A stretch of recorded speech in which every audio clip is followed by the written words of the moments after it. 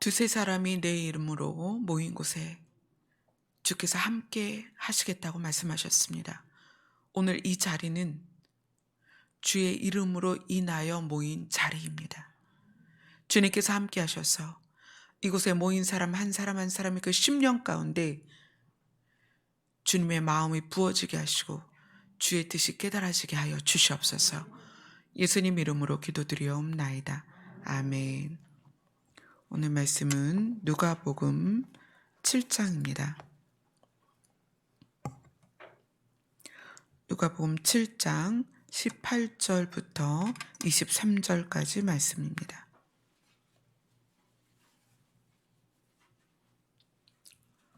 누가복음 7장 18절부터 23절까지입니다.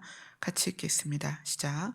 요한의 제자들이 이 모든 일을 그에게 알리니 요한이 그 제자 중 둘을 불러 주께 보내어 이르되 오실 그이가 당신이 오니까 우리가 다른 일을 기다리오리니까 하라 하매 그들이 예수께 나아가 이르되 세례 요한이 우리를 보내어 당신께 여쭤보라고 하기를 오실 그이가 당신이오니까 우리가 다른 일을 기다리오리리까 하더이다 하니 마침 그때에 예수께서 질병과 고통과 및 악귀 들린 자를 많이 고치시며 또 많은 맹인을 보게 하신지라.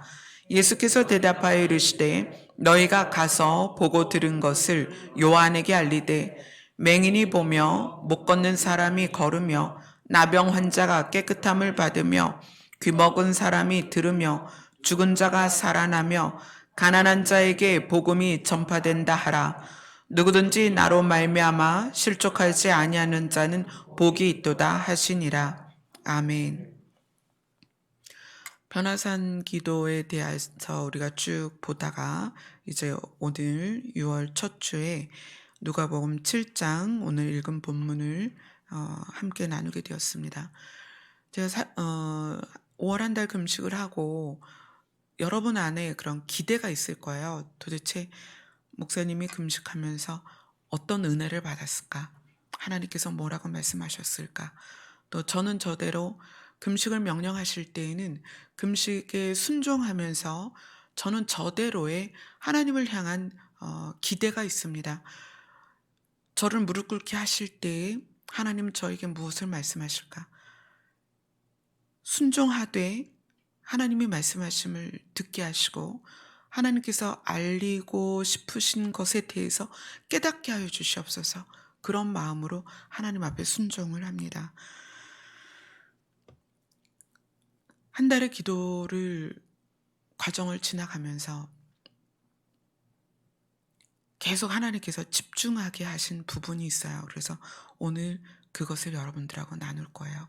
오늘 말씀이 여러분들에게 이제 주님 오실 때까지 가장 집중해야 될 것이 무엇인가를 서로 나누는 그런 말씀이 될 것입니다. 오늘 이 본문은 세례 요한의 이야기입니다.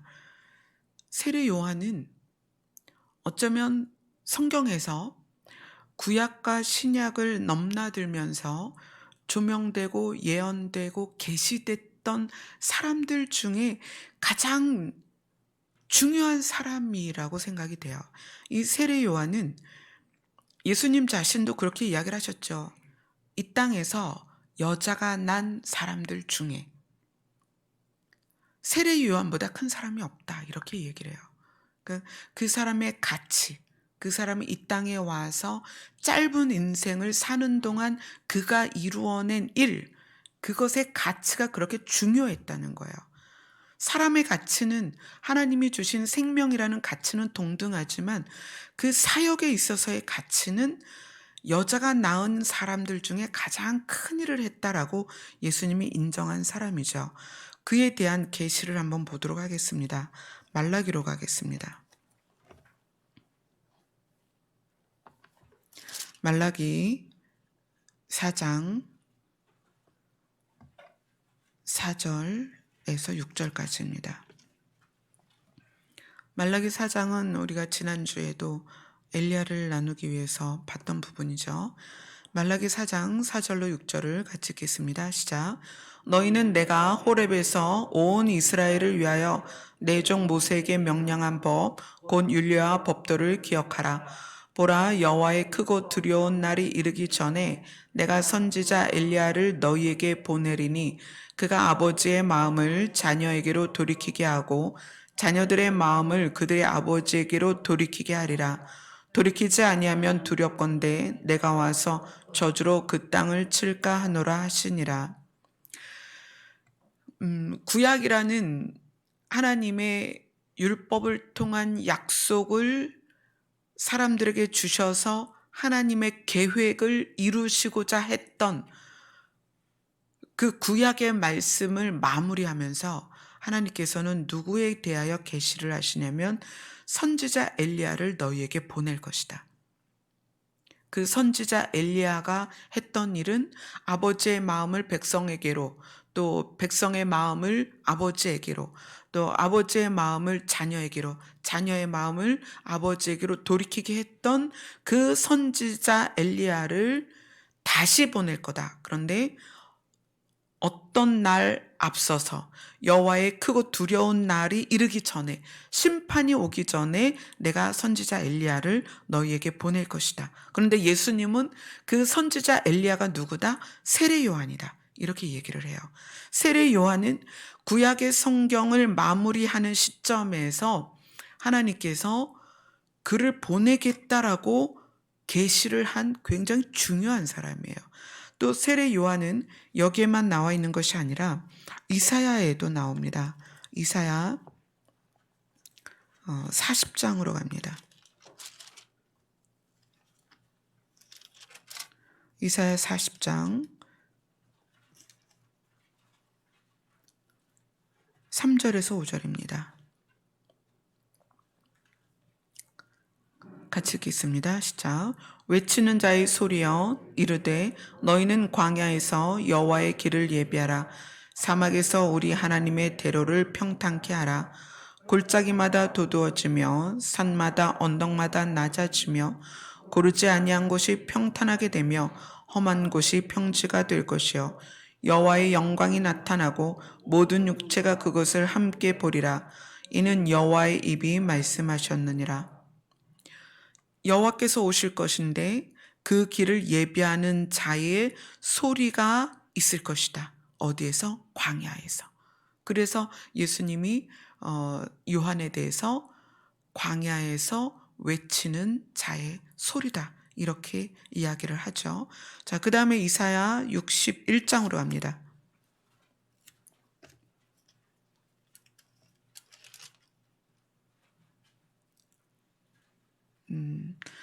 이사야서 61장은 이따가 다른 곳에서 보도록 할게요.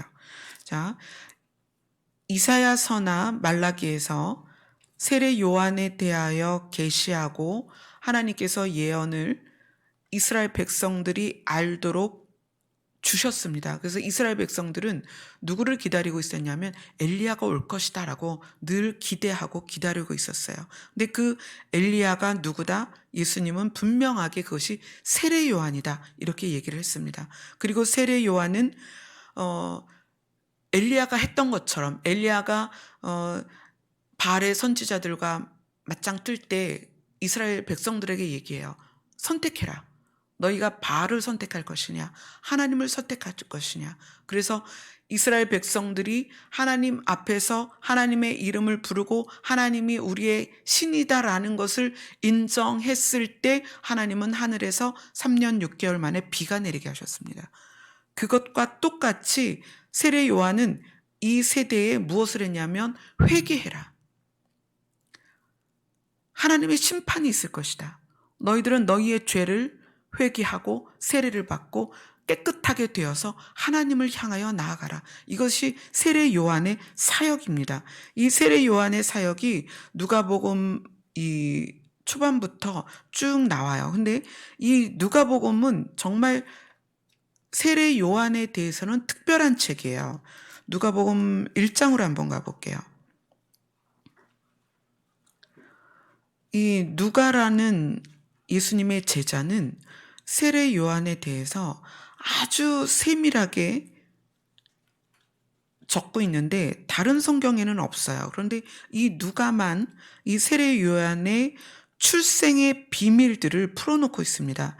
누가복음 1장 5절부터 25절까지는 뭐에 대해서 나오냐면 세례 요한의 출생에 대한 예언이 나옵니다.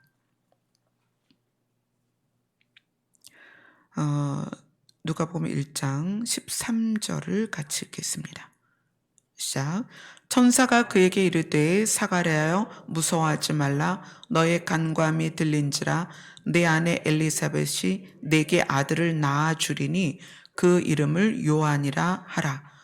누가 천사가 나타나서 세례 요한의 아버지 사가랴에게 너에게 아들이 태어날 것이고 그의 이름은 요한이다. 그리고 그에 대하여 요한에 대하여 계시를 합니다. 14절부터 17절까지입니다. 시작. 너도 기뻐하고 즐거워할 것이요 많은 사람도 그의 태어남을 기뻐하리니 이는 그가 주 앞에 큰 자가 되며 포도주나 독한 술을 마시지 아니하며 모태로부터 성령의 충만함을 받아 이스라엘 자손을 주 곧 그들의 하나님께로 많이 돌아오게 하겠습니다. 그가 또 엘리야의 심령과 능력으로 주 앞에 먼저 와서 아버지의 마음을 자식에게 거스르는 자를 의인의 슬기에 돌아오게 하고 주를 위하여 세운 백성을 준비하리라. 이것이 천사가 요한의 아버지 사가랴에게 요한에 대하여 예언을 한 거예요.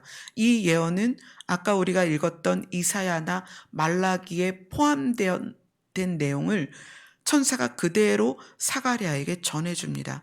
그래서 누가는 이 요한의 출생을 아주 세밀하게 적어 내려갑니다.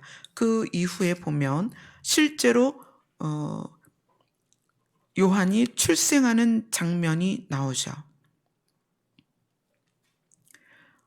누가복음 1장 57절입니다. 57절, 58절 같이 읽습니다. 시작. 엘리사벳이 해산할 기한이 차서 아들을 낳으니 이웃과 친족이 주께서 그를 크게 긍휼히 여기심을 듣고 함께 즐거워하더라.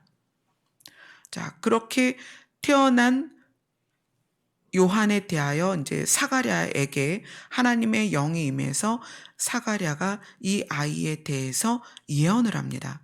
자, 75절부터 79절까지입니다. 같이 읽습니다. 시작. 이 아이여 76절부터 79절입니다. 시작. 이 아이여 내가 지극히 높이신 이의 선지자라 일컬음을 받고 주 앞에 앞서 가서 그 길을 준비하여 주의 백성에게 그 죄사함으로 말미암는 구원을 알게 하리니 이는 우리 하나님의 긍휼로 인함이라. 이로써 돋는 해가 위로부터 우리에게 임하여 어둠과 죽음의 그늘에 앉은 자에게 비치고 우리 발을 평강의 길로 인도하시리로다 하니라. 누가복음 1장은 1절부터 80절까지 굉장히 긴 장이에요. 이 한 장이 80절까지 되어 있어요. 근데 이 80절 안에 무엇을 이야기하고 있냐면 누가는 요한에 대하여 집중적으로 구약에 예언된 것이 어떻게 응하였고 적용되었고 실제가 되었는지를 그대로 알려주고 있습니다. 이런 사람이 성경에 없어요. 그래서 이 요한에 대해서 예수님이 그렇게 말씀하신 거죠. 여자의 몸에서 태어난 사람들 중에 요한보다 큰 사람이 없다. 요한은 마치 예수님처럼 잉태되었을 때 예언되었고 계시되었고 출생하면서 그 요한에 대하여 계시가 막 풀어지고 있습니다. 그랬던 요한이 굉장히 짧은 생을 살아요. 그 짧은 생을 살면서 오늘 본문으로 가보겠습니다. 누가복음 7장 18절. 요한의 제자들이 요한에게 이야기를 하고 있어요. 요한의 제자들이 이 모든 일을 그에게 알렸다고 해서 나오는 이 모든 일이 뭐냐면 16절, 17절에 보면 모든 사람이 두려워하여 하나님께 영광을 돌려 이르되 큰 선지자가 우리 가운데 일어나셨다. 누구에 대해서 얘기하는 거냐면 이거는 예수님에 대해서 얘기하는 거예요. 예수님이 그 전에 보면 백부장의 종을 고치고 과부의 아들을 살리고 또 그 전에 많은 사람들을 병을 고치는 그 일들이 소문에 소문이 더하여져서 예수에 대한 이 소문이 온 유대와 사방에 두루 퍼진 상황에서 요한의 제자들이 이 모든 일을 요한에게 알렸습니다. 근데 요한이 그 제자들에게 들은 것을 가지고 듣고 마른 게 아니라 이상한 질문을 하기 시작해요. 제자들의 그 제자 중에 둘을 불러서 오게 합니다. 자, 이렇게 묻습니다. 너는 예수님에게 가라. 그래서 나의 질문을 예수님에게 그대로 전해라. 오실 그이가 당신입니까? 아니면 우리가 다른 일을 기다려야 됩니까? 자, 이거는 다시 묻자면 오신다고 했던 메시아가 당신입니까? 아니면 우리가 다른 메시아를 기다려야 됩니까? 요한은 지금 제자들로부터 무슨 이야기를 들었냐면 큰 선지자가 우리 가운데 일어나셨다라는 말을 할 정도의 많은 소문을 제자들로부터 들었습니다. 그런데 그 이야기를 듣고 요한은 제자 둘을 불러서 아마 가장 신뢰할 만한 제자였겠죠. 이 제자를 불러서 예수님에게 보냅니다. 우리가 기다렸던 메시아가 당신입니까? 아니면 우리가 다른 메시아를 기다려야 됩니까? 이게 도대체 무슨 얘기일까요? 이 이야기가 이루어지는 배경이 있어요. 마태복음에서는 요한의 제자들이 그 모든 일을 요한에게 알릴 때의 그 상황이 언제였냐면 요한이 옥에 있을 때에 이렇게 얘기해요. 옥에 있을 때에. 요한이 왜 옥에 갇혔을까요? 요한이 옥에 갇힌 이유가 누가복음 9장으로 가보겠습니다. 9장 79절입니다.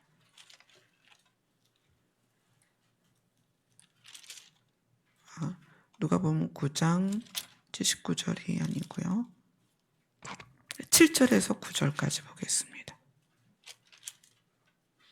누가복음 9장 7절에서 9절입니다. 시작. 분봉왕 헤롯이 이 모든 일을 듣고 심히 당황하니 이는 어떤 사람은 요한이 죽은 자 가운데서 살아났다고도 하며 어떤 사람은 엘리야가 나타나갔다고도 하며 어떤 사람은 옛 선지자 한 사람이 다시 살아났다고도 함이라. 헤롯이 이르되 요한은 내가 목을 베었거늘 이제 이런 일이 들리니 이 사람이 누군가 하며 그를 보고자 하더라. 누가복음 7장에서는 요한이 제자 둘을 예수님에게 보내는 장면이 있고 누가복음 9장 7절로 9절에서는 헤롯이 등장하는데 헤롯이 지금 뭐라고 얘기해요? 요한의 목을 베어서 내가 죽였다. 이렇게 얘기를 해요. 그러면 이 누가복음 7장 오늘 본문이 나오는 상황은 어떤 상황이냐면 헤롯 왕이 요한을 옥에다 가두어 놓은 상태고 요한이 지금 무엇을 맞이할 상황이냐면 목베임을 당할 상황이었다는 거예요. 자, 요한은 자기가 옥에 있는 상황에서 요한이 왜 옥에 들어왔는지를 본인이 너무나 잘 알아요. 헤롯 왕이 자기 남동생의 아내와 결혼하는 것에 대해서 비판을 했고 그 비판 때문에 지금 옥에 들어와 있는 거예요. 이 상황에서 자기가 살 수 없는 상황이라는 걸 너무나 잘 알아요.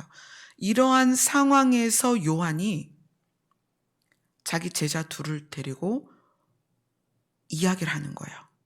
자, 예수님께 가라. 예수님, 당신이 우리가 그렇게 기다렸던 메시아냐? 아니면 이분이 아닌 다른 메시아를 기다려야 되느냐? 이거는 지금 여러 가지 복합된 의미가 있어요.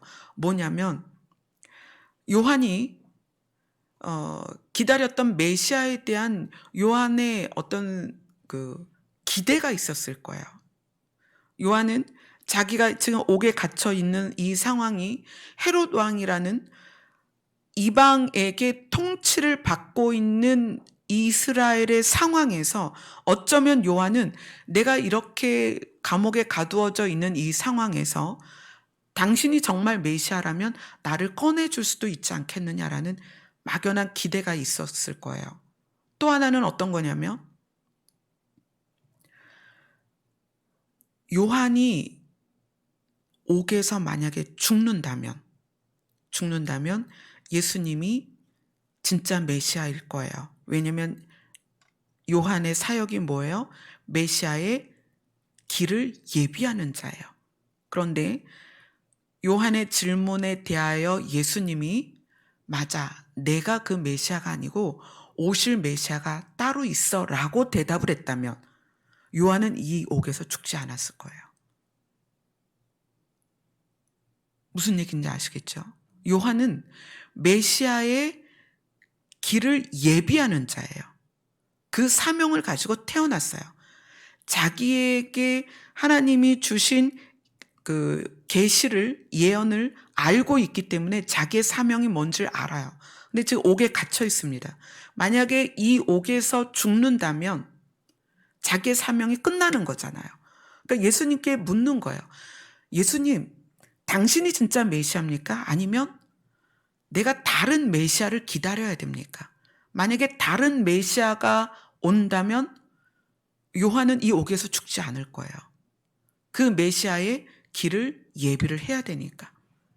자, 그것에 대해서 예수님이 명확하게 이야기를 해줍니다. 어떻게 이야기를 해주냐면 성경에 있는 계시를 가지고 이야기를 해줘요. 자, 누가복음 7장 22절을 읽겠습니다.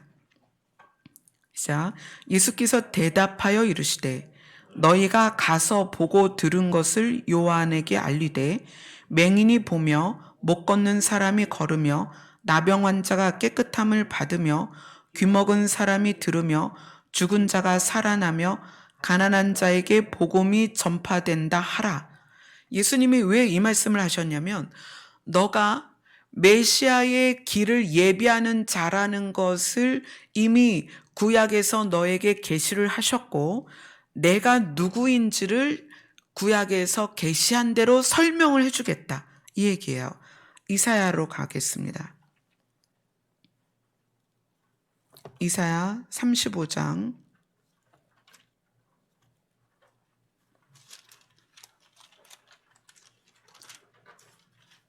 이사야 35장 5절로 6절입니다.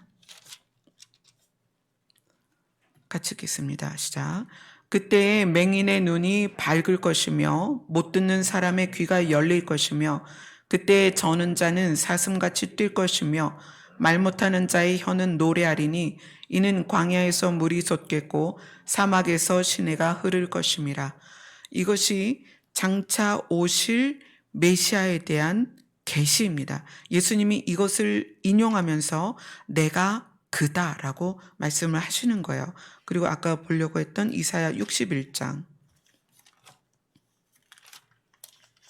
1절입니다. 같이 읽겠습니다. 시작.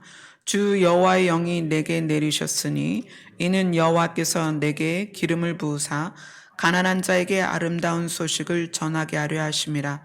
나를 보내사 마음이 상한 자를 고치며 포로된 자에게 자유를 갇힌 자에게 노임을 선포하며. 세례 요한 자체가 구약에서 계시되었고 신약을 열어가면서 천사가 그의 출생을 예언하였고 또 태어났을 때 사가랴에게 영이 임하여 세례 요한을 계시를 하셨습니다. 그래서 요한은 그것을 들었고 깨달았고 자기의 사역이 무엇인지 정확히 알았어요. 그래서 이번 질문은 내가 여기서 죽음을 맞이할 것이냐 아니면 살아나가서 다른 메시아의 길을 예배하게 될 것이냐라는 아주 중요한 기로에서 이 질문을 예수님께 한 거예요. 그랬더니 예수님이 맞아, 내가 예수다 이렇게 한 게 아니라 내가 그 메시아다라고 얘기한 것이 아니라 나도 성경에 계시된 자다라는 것을 이사야서를 통해서 이야기를 합니다. 그러면 세례 요한은 이제 이 순간에 자기가 이제 어떻게 결말이 될 건지 직감했을 거예요. 아, 내가 나의 사명을 다했구나. 이제 메시아가 세상에 드러났고 메시아의 일을 이루고 계시기 때문에 나는 여기에서 내 삶이 정리되어도 되겠구나라는 어떤 자기를 정리하는 시간이 되었을 거예요. 금식을 하는 중에 하나님께서 이 말씀을 보게 하셨어요. 그리고 이렇게 말씀을 하셨어요. 너희 자신이 앞으로 이것을 질문하게 될 거라는 거예요.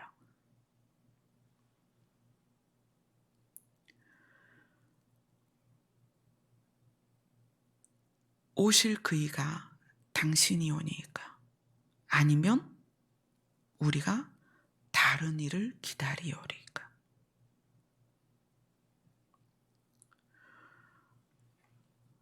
요한이 옥에 갇혀 있는 상태에서 또 자기가 이 옥에서 나갈 수 없을 거라는 것을 예감한 상태에서 메시아가 당신입니까? 라는 질문을 합니다.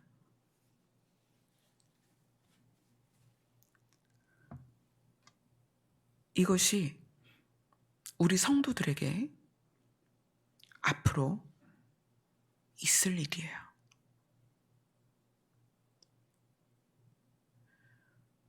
예수님은 이런 상황을 말씀 가운데서 이렇게 표현을 하십니다. 우리 마태복음을 한번 가보겠습니다. 마태복음 24장입니다.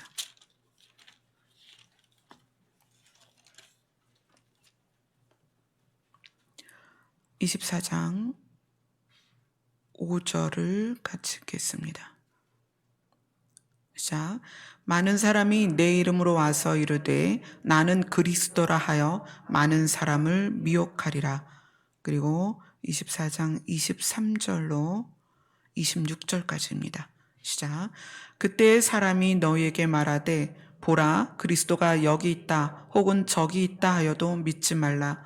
거짓 그리스도들과 거짓 선지자들이 일어나 큰 표적과 기사를 보여 할 수만 있으면 택하신 자들도 미혹하리라.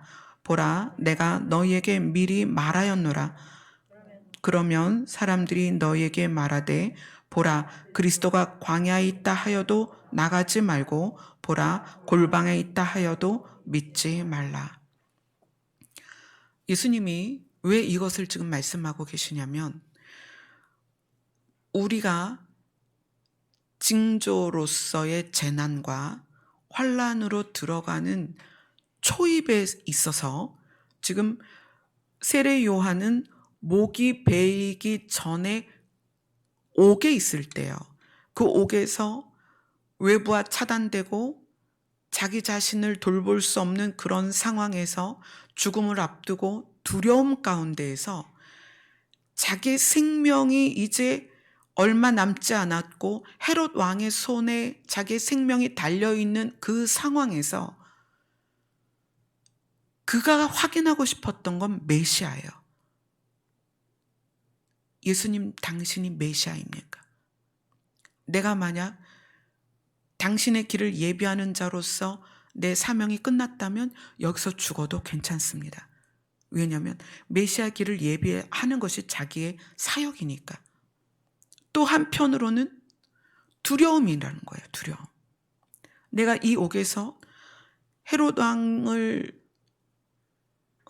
비난한 그것 때문에 옥에 갇혀서 살 수 없을 것 같은 이 상황에서의 두려움. 만약에 다른 메시아가 온다면 내가 살아서 여길 나갈 수 있을 텐데. 어떤 그런 막연한 기대도 있었을 거예요. 우리가 재난과 환난 안으로 들어가면서 이것이 끝났으면 좋겠다. 이런 기대도 있을 것이고 우리가 이것을 잘 이겨나갈 수도 있을 것이다라는 기대도 있겠지만 정말 우리에게 현실은 뭐냐면 우리는 재난 안으로 들어갈 거라는 거예요. 환난 가운데로 들어갈 거라는 거예요. 왜냐하면 성경이 이 시대를 향하여 그렇게 얘기하기 때문이에요.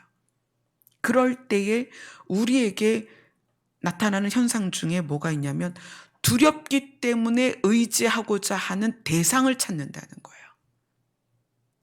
그것을 이용해서 많은 사람이 예수의 이름으로 와서 이르되 나는 그리스도라 하여 많은 사람을 미혹하리라. 그렇게 얘기하면서 예수님이 뭐라고 얘기하시냐면 믿지도 말고 따라가지도 말고 그들을 향하여 의지하지도 말라. 이렇게 얘기를 하는 거예요.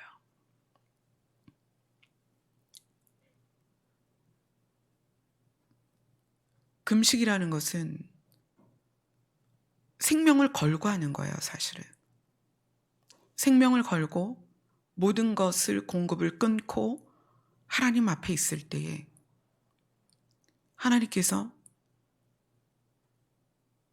너가 보는 것 중에 가장 실제가 뭐냐라고 질문하셨어요. 여러분이 보는 것 중에 가장 실제가 뭘까요? 뭐가 가장 실제일까요? 뭐가 가장 현실일까요? 지금 이 자리에 가장 어린 준우가 있어요. 준우가 보는 이 세상에서 가장 실제가 뭘까요?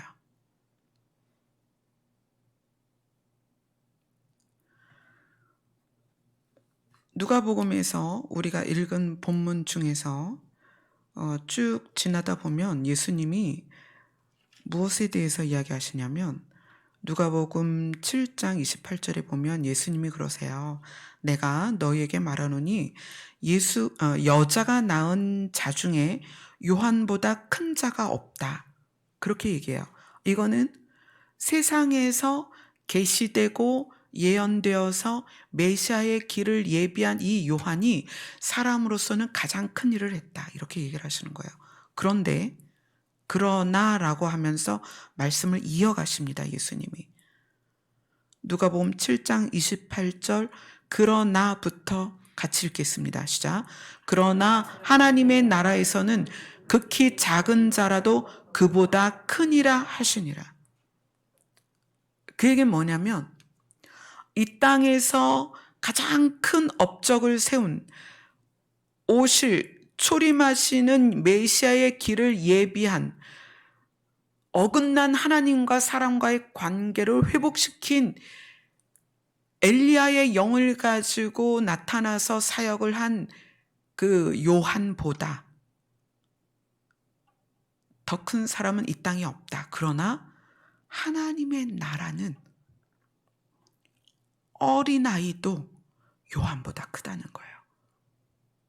그럼 무엇을 강조하는 거냐면 너희들이 눈으로 보는 업적과 능력, 명예, 권력, 소유한 것, 이 세상에 우리나라에서 가장 높은 게 제2롯데월드인가요?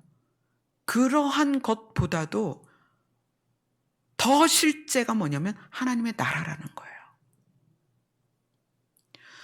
이 개념이 여러분에게 정말 뚜렷해져야 됩니다. 물론 우리가 현실을 살아가기 위해서 열심히 노력해요. 각자 맡은 대로 학생들은 열심히 공부를 해야 되죠. 그러니까 우리 하경이가 역사를 되게 좋아한대요. 그래서 역사를 아주 잘 알아요. 하경이가 학생이고 지금 나이는 배워야 되는 나이니까 열심히 배우는 거예요. 준우가 막 손을 좀 흔들었어요. 준우도 좋아하는 공부가 있으면 열심히 하겠죠. 또 엄마는 엄마들이 해야 할 일을 열심히 하고 아빠는 아빠들이 해야 될 일을 열심히 합니다. 그러나 열심히 하는 건 책임이 있기 때문이죠. 실제는 우리에게 가장 뚜렷한 현실은 하나님의 나라라는 거예요. 이 땅이 아닙니다. 예수님은 세례 요한이 제자들을 보내어 질문한 것에 대해서 명확하게 답을 주셨어요. 이사야에서 계시한 메시아가 바로 나다. 그리고 이어서 하시는 말씀 중에서 너희들은 눈으로 보는 것과 귀로 듣는 것이 실제가 아니다. 진짜 실제는 하나님의 나라다. 이것을 지금 이야기를 해주고 계시는 거예요.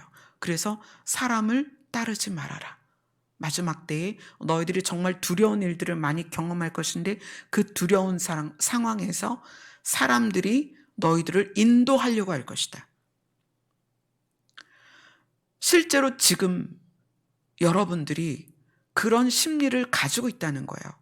그들이 사람들이 사람을 리드하에 가는데 도구들이 있어요. 그 도구들 중에 지금은 마지막 때라는 도구를 가지고 사람들을 자꾸 리드를 해가려고 해요. 그 리드를 여러분들이 받아들이지 말라는 거예요. 여기 계신 여러분들은 특별히 더 그렇습니다. 제가 늘 말씀드리는 대로 저는 여러분을 리드하는 사람이 아니에요. 여러분과 함께 가는 거예요. 누구에게로? 예수 그리스도에게로. 앞으로 갈수록 더 유튜브를 통해서 그런 사람들이 많이 나타날 거예요. 나를 따르라고. 내가 여러분들을 천국으로 인도해 주겠다라고. 내 말을 잘 들으면 천국 갈 수 있다고. 들림받을 수 있다고. 그렇게 말하는 사람들이 앞으로 더 많이 나타날 것입니다. 사회적으로 더 혼란이 가중되고 징조로서의 환란이 더 가득해질수록 그런 사람들이 많이 나타날 것입니다. 예수님께서 말씀하셨기 때문에 그것이 세상에 그렇게 나타날 거예요. 그런데 예수님이 우리에게 하시는 말씀은 사람을 따르지 마라. 사람이 우리 눈에 보일 때는 실제이지만 가장 뚜렷한 실제는 누구다? 예수 그리스도다. 그 다음에 두 번째는 여러분의 감각을 따르지 마세요. 무엇이 진짜 실제냐? 여러분의 감각도 허구일 수 있습니다. 물론 예수님이 말씀도 하세요. 감동도 주시고 성령이 우리에게 감동 감화하십니다. 또 성경에서 그렇게 말씀하시죠. 성령이 너희를 직접 가르치실 것이다.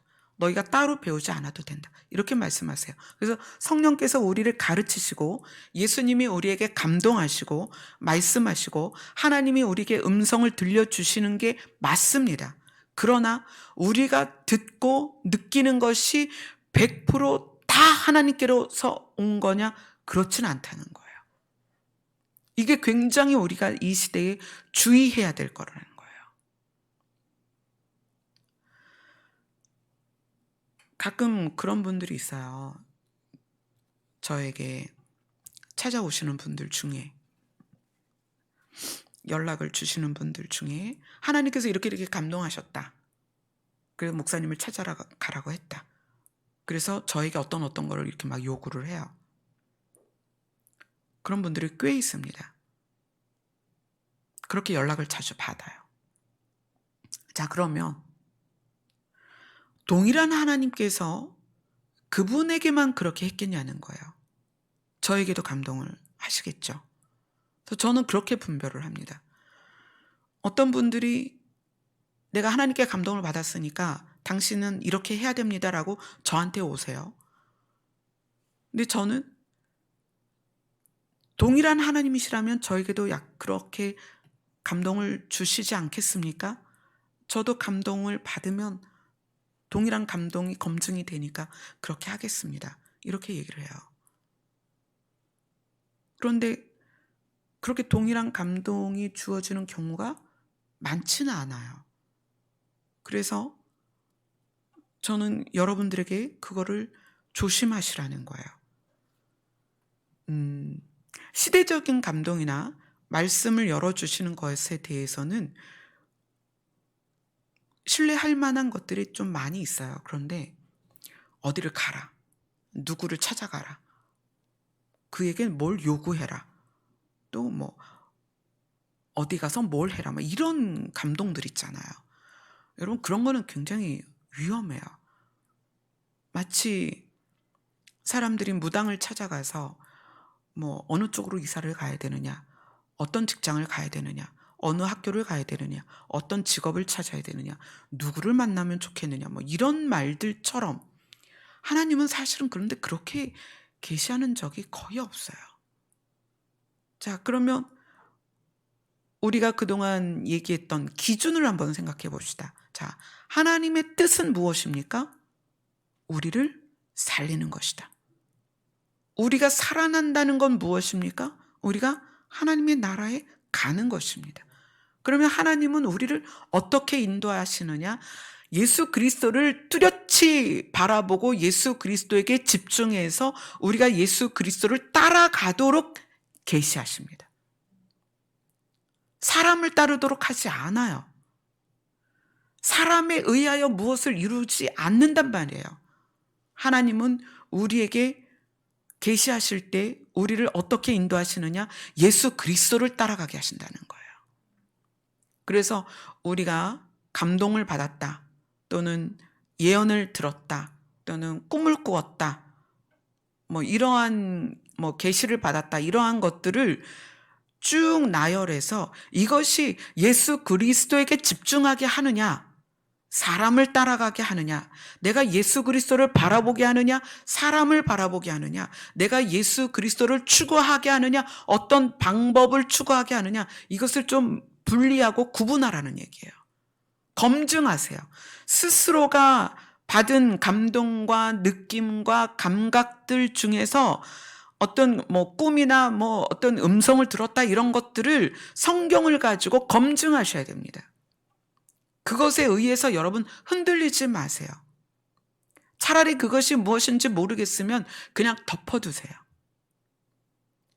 하나님께서는 하나님의 뜻을 하나님의 방법으로 이루시기 때문에 우리를 혼란스럽게 하지 않으십니다. 최근에도 제가 그런 전화를 또 이렇게 연락을 받고 기다리고 있습니다. 뭘 기다리느냐? 그분들에게 받은 감동이 진짜라면 하나님은 저에게도 감동하실 것입니다. 그래서 대답을 안 하고 있습니다. 그런데 하나님께서 저에게 늘 뚜렷하게 말씀하시는 건 뭐냐면, 진짜 현실, 진짜 우리가 집중해야 되는 건 예수 그리스도다. 그분만이 진짜입니다. 그리고 그분이 우리에게 주시고자 하는 진짜 세상은 뭐냐면 이 땅에서 보이는 것이 아니에요. 사라지고 시들고 썩고 망가지는 이런 것이 아니라 하나님의 나라라는 거예요. 그래서 여러분이 감동을 받았다, 느꼈다, 음성을 들었다, 꿈을 꾸었다, 환상을 보았다, 계시를 받았다, 이런 모든 것들을 무엇에 집중해야 되느냐? 내가 하나님의 나라를 집중하고 하나님의 나라를 가도록 인도하는 것이냐? 아니면 세상을, 사람을, 방법을 따라가게 하는 것이냐? 또 그러한 것들을 통해서 내가 내 성품이 바뀌어서 예수 그리스도를 닮아가느냐? 이런 것들로 검증을 하셔야 된다는 거예요. 요한이 우리에게 주는 교훈은, 첫째는 사람을 의지하지 말라는 거예요.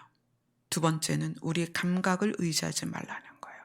세 번째는 상황을 의지하지 말라는 거예요. 상황. 요한이 예수님께 질문을 던질 때의 상황은 감옥에 있을 때였습니다. 만약에 요한이 감옥에 있지 않았다면 이런 질문을 예수님께 하지 않았을 거예요. 요한이 감옥에 있고 죽음을 앞두고 그랬기 때문에 메시아가 누군가라는 것을 뚜렷하게 검증해야 될 시간이 되었던 거예요. 우리가 만나는 상황들, 뭐 배우자가 암에 걸렸다든지 또는 사고를 당했다든지 부모가 갑자기 세상을 떠났다든지 자녀가 아파서 어떤 나쁜 일을 경험했다든지 막 우리 주변에 있을 수 있는 모든 상황들이 우리에게 덮쳤을 때 우리가 가지고 있는 마음 안에 두려움이 커지죠. 그 두려움이 커졌을 때 어떤 것을 놓치냐면 예수 그리스도를 놓쳐요.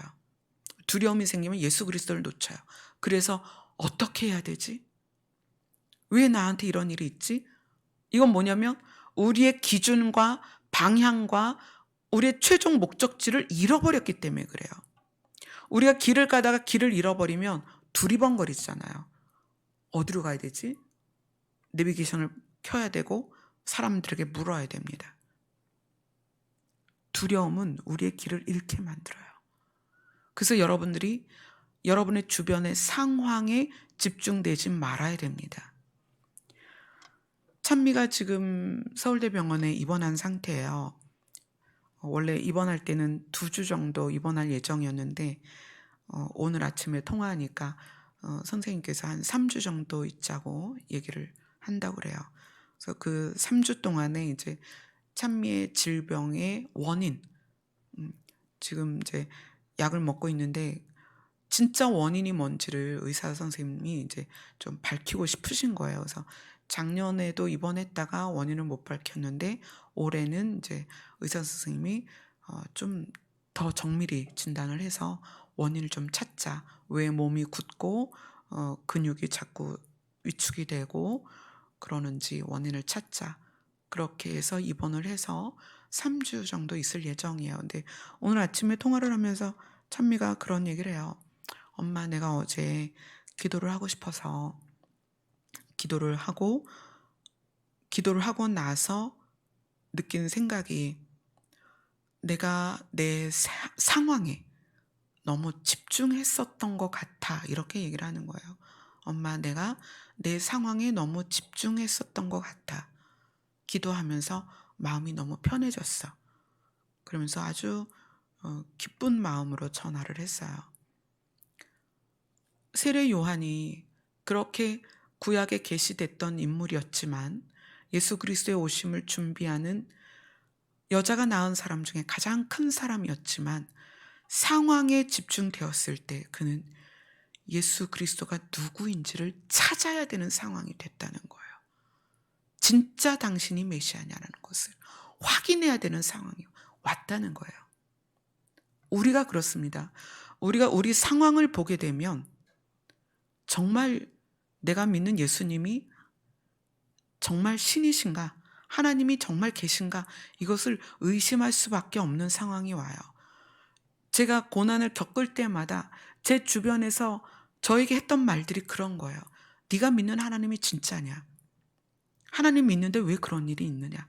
그렇게 저도 수없이 들었습니다. 아까 본문을 보면 누가복음 7장 23절을 같이 읽겠습니다. 누가복음 7장 23절입니다. 시작. 누구든지 나로 말미암아 실족하지 아니하는 자는 복이 있도다 하시니라. 예수님이 요한의 그 지금 심리 상태를 꿰뚫었기 때문에 이야기를 하시는 거예요. 요한이 지금 두렵구나. 그 상황이 두렵구나. 감옥에서 그래서 메시아를 확인해야 되는 상황이 왔구나. 그래서 이렇게 말씀하시는 거예요. 누구든지 나로 말미암아 실족하지 아니하는 자는 복이 있도다. 우리가 언제 예수 그리스도에 의하여 실족이 될까요? 두려울 때입니다. 상황이 우리에게 확 덮쳤을 때, 또 나쁜 일들은 막 연거푸 겹치잖아요. 전 2015년이 그랬어요. 전 제 인생에 있어서 정말 많은 일들이 있었지만 2015년은 남편은 작은 방에서 점점 그 병이 깊어서 일어나지 못하고 피를 토하고 그러면서 누워 있었고, 2015년 그 한 해는 찬미는 찬미대로 침대에 누워서 일어나질 못했어요. 두 사람이 그렇게 있었어요. 저희 작은 아이는 죽어가는 아빠 옆에, 저는 찬미 옆에 매일 그렇게 두 사람을 지켜봤어요. 그런 상황에 대하여 사람들이 어떻게 목사가 암에 걸리냐? 네가 믿는 하나님이 진짜 하나님이냐? 어떻게 아빠랑 딸이 같이 아프냐? 그런 얘기 많이 들었습니다. 심지어 신학교 동기조차도 찾아와서 난 넌 잘 살 줄 알았다. 왜냐면 제가 뭐 과대표도 하고 학교에서 일을 많이 하니까 너는 결혼해서 잘 살 줄 알았다. 도대체 이게 뭐냐? 그 얘기는 너 하나님 제대로 믿은 거냐? 네가 부르는 예수님이 맞냐? 그런 얘기거든요. 그래서 예수님이 말씀하시는 거예요. 내 나로 말미암아 실족하지 아니하는 자는 복이 있도다. 실족할 수 있는 연단이 누구에게나 있을 수 있다는 거예요. 여러분 맞습니다. 여러분에게는 누구에게나 실족할 수 있는, 예수를 믿어도 교회를 다녀도 천국을 소망해도 실족할 수 있는 연단이 온다는 얘기예요. 요한의 결말이 어땠습니까? 헤롯 왕을 비판한 것으로 목이 잘립니다. 예수님의 12 제자들이 어땠어요? 사도 요한 말고는 전부 순교를 당했습니다. 순교당하는 제자들의 모습을 지켜보던 일반인들이 어떻겠어요? 야, 쟤네는 하나님을 전했는데 왜 저러고 죽냐? 하나님이 있다면 살려내야 되는 거 아니냐? 예수님 자신이 십자가에 매달렸을 때 많은 사람들이 그랬습니다. 너가 예수라며, 네가 메시아라며, 메시아가 어떻게 너 자신을 못 구하냐? 우리는 인생에 있어서 그런 단계를 반드시 지나갑니다. 또 이 시대가 그러한 시대로 들어갑니다. 너희들 하나님 믿는다며, 근데 어떻게 이런 일이 있을 수 있어? 우리 교회들이 이제 그러한 시대로 들어갑니다. 그런데 예수님이 뭐라고 말씀하세요? 나로 말미암아 실족하지 않으면 복이 있을 것이다. 성경에서 말하는 복은 무엇이다? 하나님의 나라에 들어가는 것이다. 아멘. 자, 이제 여러분들 신앙생활 하면서 분명히 해야 될 것들을 여러분 안에 가지셔야 됩니다. 예수 그리스도는 우리 때문에 죽으셨습니다. 그분의 부활은 우리가 다시 사는 것에 대한 예표입니다. 예수님의 승천은 우리가 그분의 나라로 들어가는 길을 여신 것입니다. 그래서 우리는 예수 그리스도처럼 그 나라에 갈 것입니다. 아멘. 이것이 가장 분명한 현실이라는 거예요. 이것이 가장 분명한 실제입니다. 여러분에게 어떠한 일이 일어나든 이 사실은 변하지 않습니다. 그리고 여러분이 감각으로 느끼든 못 느끼든, 하나님의 음성을 듣든 못 듣든, 또 여러분이 환상을 보든 못 보든, 여러분이 성경을 이해하든 못하든,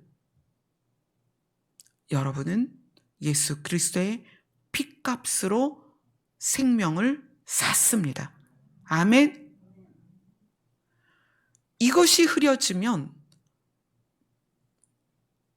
이렇게 고민하는 분들이 있어요. 은혜 안에 들어왔어요. 그런데 은혜 안에 들어왔는데 은혜 안에 그 느꼈던 감동이 사실 지속되는 건 아니거든요. 그렇지 않나요? 여기 계신 분들이 다 예수 그리스도를 만나는 경험들이 있었을 것이고 성령이 부어졌을 때 그 경험들이 있을 것입니다. 만물이 살아있는 것처럼 역동적으로 느꼈던 그런 때가 있다는 거예요.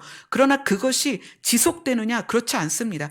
우리는 시간 안에 있기 때문에 시간 안에서는 모든 것이 흐려진다는 얘기예요. 여러분이 감동받았던 것, 감격했던 순간들, 은혜 받았던 것, 눈물을 쏟으며 하나님과의 관계가 회복됐던 사건들, 그런 것들이 여러분들에게 개인적으로 있겠지만 그것이 늘 있는 것이 아니라 그 사건은 사건으로서 끝나고 시간이 지나면서 희미해진단 말이에요. 그러면 또다시 이렇게 생각하죠. 내가 하나님과 멀어졌나? 하나님이 나를 사랑하나? 하나님이 나를 떠났나? 이렇게 된다는 거예요. 그래서 여러분들이 분명히 해야 될 것은, 여러분들의 가장 실제는 예수 그리스도가 나를 사랑한다는 것과 예수 그리스도에 의하여 내가 생명을 얻었다는 것과 예수 그리스도에 의하여 우리가 하나님의 나라에 간다는 이 분명한 사실입니다. 내가 지금 느끼던 못 느끼던, 환상을 보든 못 보든, 음성을 듣든 못 듣든, 계시가 임하든 못 임하든, 성경의 말씀을 해석을 하든 못하든 상관없이 우리는 예수 그리스도를 믿음으로 구원을 받은 것입니다. 아멘. 이것이 왜 중요하냐? 앞으로 우리가 어떤 현실을 맞이할지 모르기 때문에 그래요. 이 땅에서 어떤 일들을 경험할지 모릅니다. 우리가 꽉 막힌 감옥 같은 곳에 갇혀 있을 수도 있다는 거예요. 우리가 빛 한 줄기 없는 암흑 같은 상태로 들어갈 수도 있다는 거예요. 그럴 때 가장 선명한 현실을 기억하라는 거예요. 가장 선명한 현실이 뭐다? 예수 그리스도다. 예수 그리스도는 우리를 사랑하셔서 그분의 피값으로 우리를 사셨고 우리를 당신의 나라로 데려가신다. 아멘. 그걸 기억하라는 거예요.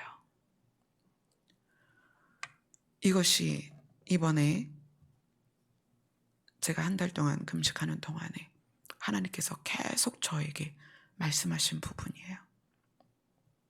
저 자신도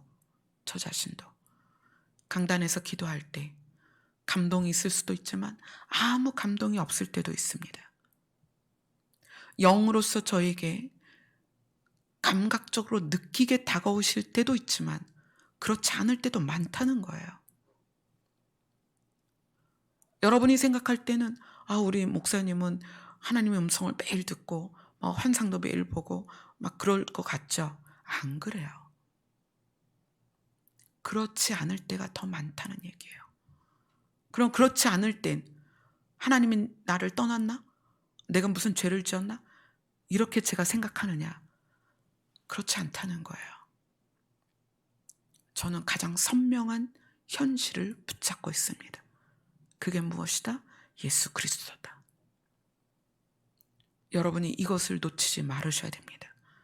오늘 이 순간부터 예수님 오실 때까지 어떤 음성을 못 듣는다 할지라도, 어떤 느낌을 못 느낀다 할지라도, 어떤 환상도 못 본다 할지라도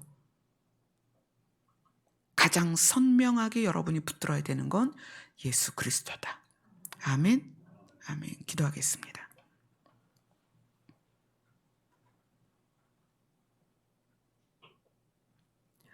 많은 사람들이 우리를 유혹하고 또 우리가 감각적으로 느끼고 못 느끼는 것에 우리의 마음이 흔들리고 또 우리의 환경 때문에 우리의 마음이 흔들릴 수 있습니다. 그러나 그 모든 것 위에 뛰어난 예수 그리스도의 이름을 붙들게 하여 주시옵소서. 그분만이 실제고 그분만이 가장 뚜렷한 현실이라는 것을 우리가 의지할 수 있게 하여 주시옵소서. 예수님 이름으로 기도드리옵나이다. 아멘.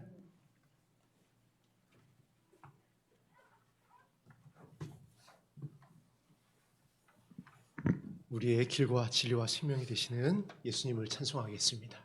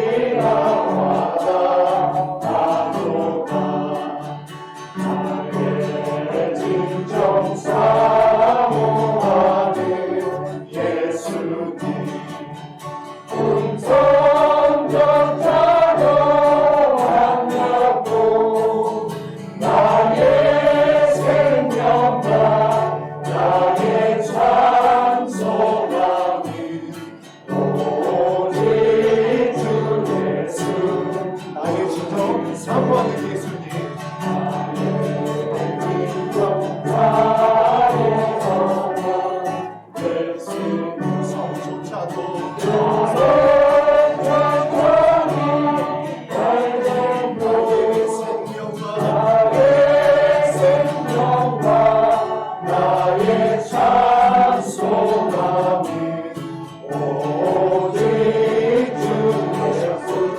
나의 진정 사모하는 예수님을 부릅니다.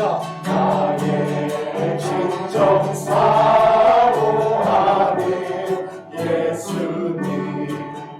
음성조차도 반갑고 나의 생명과 나의 참 소망은 오직 주 예수.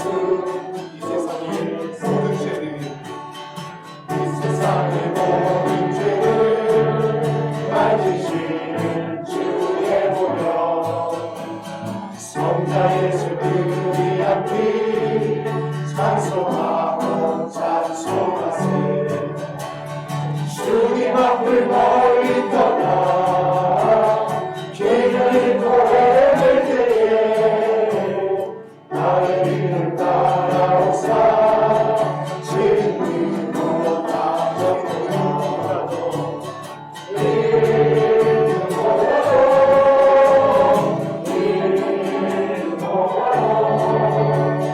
주의 흘리신 보혈로 이에 씻어주옵소서. 아시간을 쓰셨으니 피로 얼굴 물드셨고 십자가에 꽂힌 것도 나를 위해 당하셨네. 말도 말수 없는 구세주의 구속하신 은혜와 크신 사랑 찬송하고 찬송하세.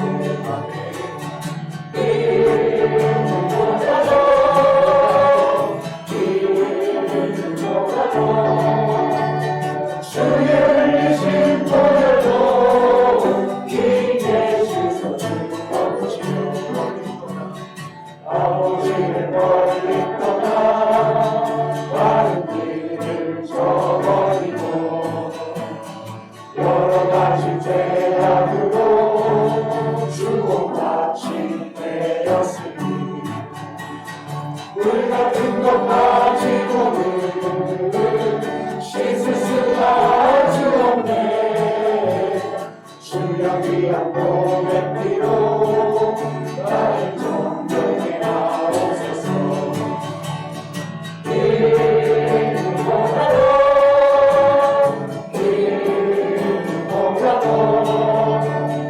주의 흘리신 보혈로 이에 씻어주옵소서.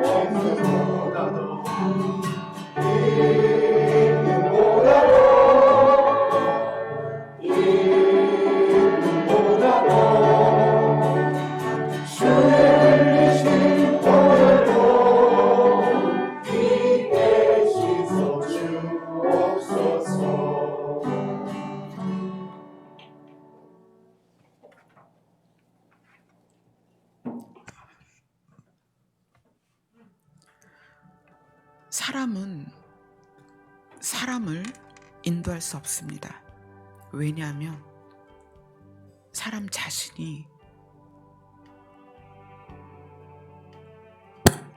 생명을 소유했을 때 그것이 현실이 되는 건 하나님 나라에 가서이기 때문이에요. 그래서 여러분들은 사람을 의지하는 것이 아니라 예수 그리스도를 바라봐야 됩니다. 여러분이 길을 잃었을 때, 방법을 잃었을 때 예수 그리스도 앞에 있어야 됩니다. 그리고 하나님께서 여러분에게 음성을 들려주시지 않는다 해서, 어떤 감동이나 감격이나 느낌이 없다 해서 예수님이 없는가? 아닙니다. 우리에게 어떤 것이 느껴지지 않아도 예수님은 뚜렷한 현실이십니다. 그래서 여러분들은 여러분들이 길을 잃었다고 생각했을 때, 방법을 모르겠다고 생각했을 때, 이 세상의 어떤 상황들이 너무 두렵다고 생각했을 때, 또 예수님이 마치 나에게 다가오시지 않는 것처럼 느껴졌을 때, 그때가 정말 예수 그리스도를 찾아야 될 때예요. 예수님이 실제입니다. 예수님이 가장 뚜렷한 현실입니다. 하나님의 나라가 여러분 각자에게 가장 분명히 추구해야 될 현실입니다. 아멘. 이제 한 시간 기도할 때 우리가 불러야 될 이름은 예수 그리스도입니다. 예수님의 이름을 부르는 시간이 되시기를 소원합니다. 기도하겠습니다.